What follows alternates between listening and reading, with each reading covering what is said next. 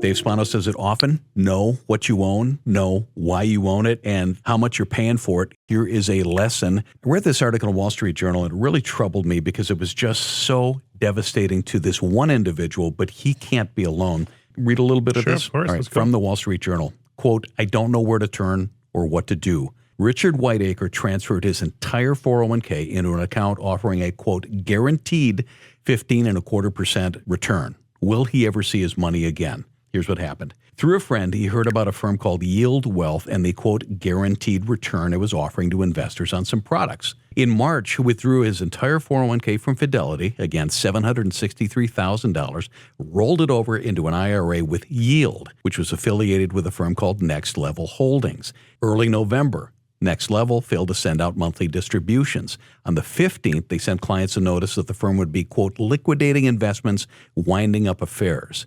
Whitaker and other clients given no indication of when or if they would be cashed out, how much they would expect to receive. In fact, roughly 340 people are known to have bought into this Next Level or Yield fund. This man invested his entire life, and this happened to him, Dave. Yeah, this happens. Unfortunately, Danny, it happens. And that's the reason why, folks, you have to do the due diligence. And the reason why I say these things about knowing what you own, why it's being presented to you, and how much you're getting paid, it's really important because that makes you do the due diligence. If someone comes to you and says they're going to give you something that sounds too good to be true, and I don't care if it's a roofer, a sider, a plumber, or an insurance agent, it just might be, and it warrants some work on your part, especially if you're going to take your lifelong savings in your 401k and IRA and put it in this one product. Annuities have a bad rap. The product itself has been around for hundreds of years. It's a stream of payments, right? Yep. But over the years, they have gotten super complex. And with that, they give you a prospectus now that's, 400 pages long, and they think that people aren't going to read it. So I looked it up. This was commodities hedged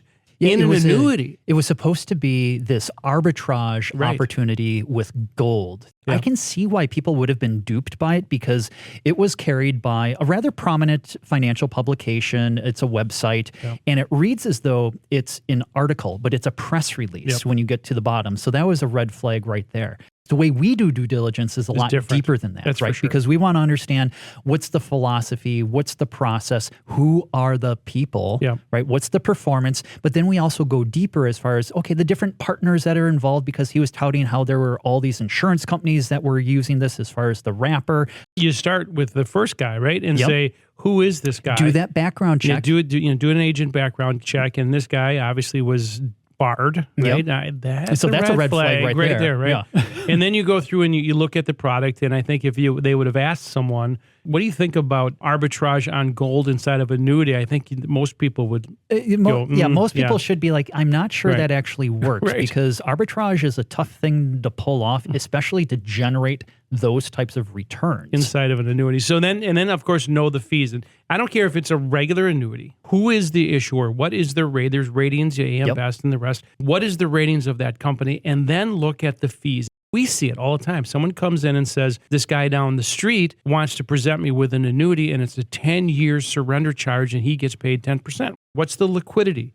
What are the fees? And that's when I say know how much you pay. And that's why all of this goes into the planning piece. And that's why I say you need a fiduciary, and I pound the table and have been doing so for decades now, because one of the fiduciary's responsibility, like us, is to do the due diligence. If you go to someone and you ask them, are you a fee-only fiduciary?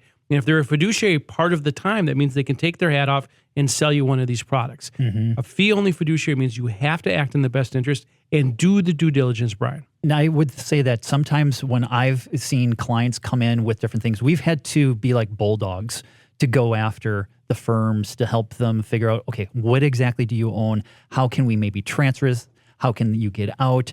And it does require a lot of work. So if you find yourself in that situation where maybe you feel a little trapped, and I feel horrible for this individual because he clearly did a great job of saving and investing and made one mistake. To compound it, it's also now possibly with tax consequences because it's in an IRA. And if he can't transfer it or get out, is he actually it's all taxable? It's all taxable plus penalties. Plus penalties, plus the fact that he doesn't have the money to pay it. Exactly. You are seeing an Italian guy throwing his hands around in the studio right now, trying to implore upon people that they need to do due diligence, that you need to hire a fiduciary, that you need to know what you own, why you own it, and how much you're paying for it.